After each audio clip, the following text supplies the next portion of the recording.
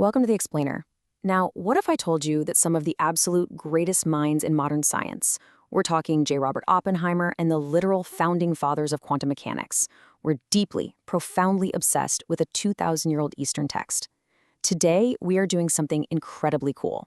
We're bridging the ancient, dust-filled battlefields of the Mahabharata directly with the sterile whiteboards of modern quantum physics. We are going to figure out the true nature of the universe, right from the smallest quantum particle all the way to the vast interconnected cosmic web. It's a massive, genuinely fascinating topic, and I'm so thrilled to walk you through it today. All right, here is our roadmap for today. We'll start with how ancient wisdom meets quantum physics, define the field and the knower, explore the observer and the senses, look at the thermodynamics of the soul, unpack some everyday analogies with screens, software, and birds, and finally learn how to achieve perfect mental equilibrium. Okay, let's jump right into section 1, Wisdom Meets Physics, the Ancient Bridge. I know it sounds like a completely impossible connection, doesn't it? On one hand, you've got this ancient, mystical spirituality, and on the other, super strict mathematical laws. But we're actually going to use these mathematical laws and modern cosmic theory to translate deeply profound spiritual concepts. As we'll see, the very fabric of the cosmos perfectly explains what was spoken on an ancient battlefield millennia ago. Moving on to section 2, the field and the knower, from chapter 13 of the Gita. So this brilliantly illustrates the core dualism of chapter 13. It draws a hard, fast line between the physical material we are made of, which is known as the Kshetra, or the field, and the pure consciousness that simply observes it all, the Kshetrajna, or the knower. In cosmic terms, the knower isn't just a voice inside your head, right? It's the fundamental underlying awareness of the entire universe, quietly observing its own material evolution, which is the field. The crucial point here is that the field is so much more than just your physical body. It encompasses your mind, your anxiety about tomorrow, your smartphone screen, the 5 elements. Essentially, with the exception of the soul itself, the knower, absolutely everything that makes up your entire reality and your personality is considered the field. Let's hit section 3, the observer and the senses, specifically looking at the double-slit experiment.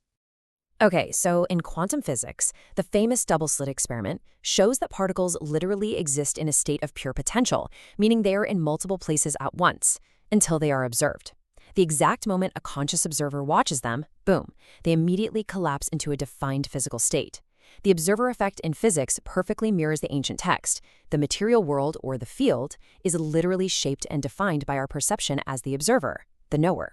Modern cosmic theory suggests the entire universe behaves exactly like this on a macro level too.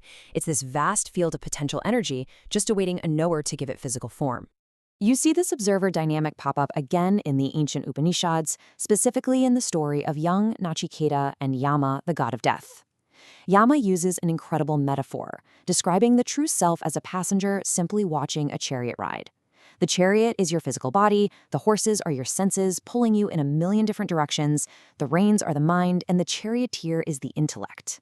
But you're just the passenger. Think of it like being in a self-driving car where the software is glitching out.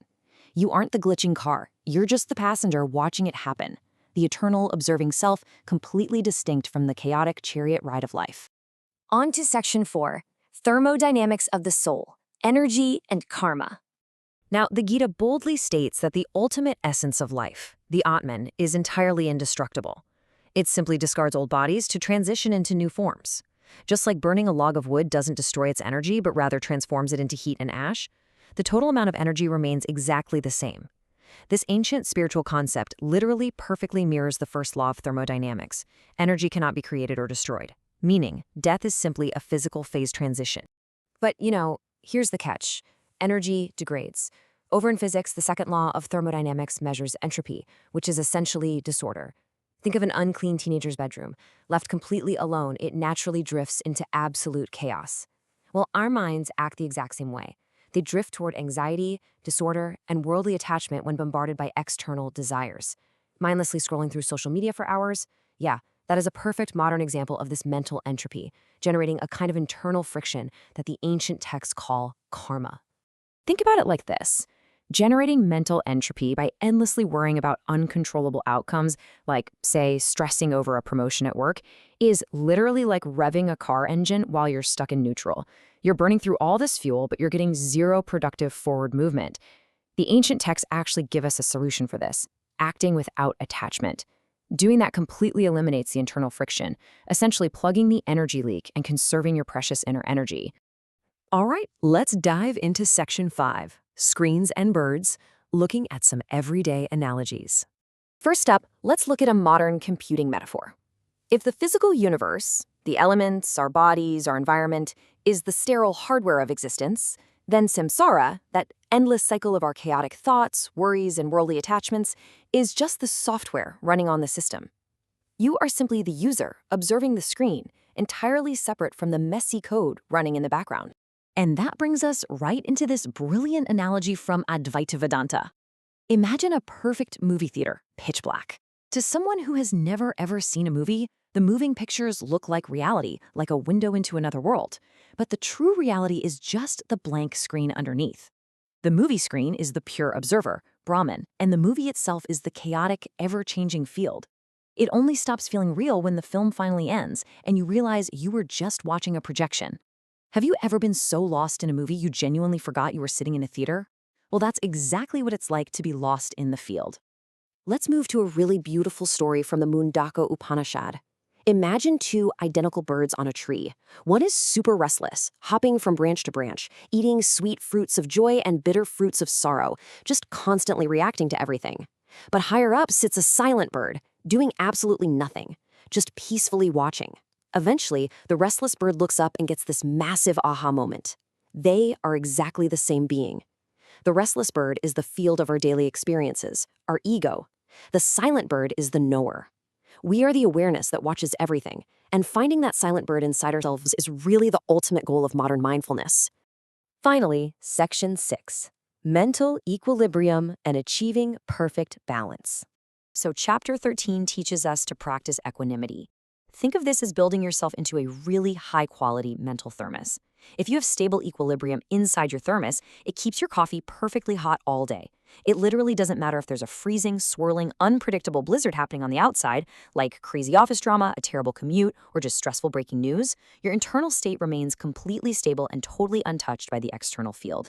This actually synthesizes beautifully with the third law of thermodynamics. That law states that as temperature approaches absolute zero, entropy hits an absolute minimum, reaching perfect, flawless order. In spiritual terms, as your mental agitation and karmic noise drop to an absolute zero, you reach moksha, or liberation. It is a state of perfect zero entropy and mental equilibrium.